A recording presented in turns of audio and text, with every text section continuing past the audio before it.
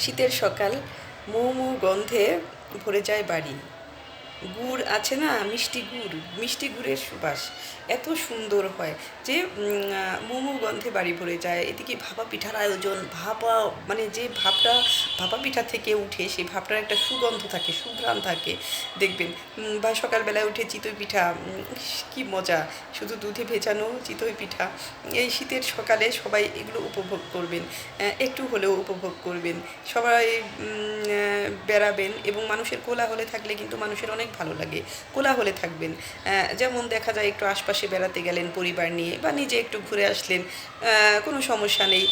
একটু বাইরে গেলেন, আসলে কারো বাসায় যাবেন শীতের মধ্যে, সবার বাসায় গেলে আসলে সবাই একটু আনইজি ফিল করে, হয়তো লেপের নিচে বসে আছে, হয়তো তার বাসায় গেলে দেখা যায় সে একটু কষ্ট করে বের হতে হয়, হ্যাঁ, একটু আপ্যায়ন করতে হয়, এই আর কি।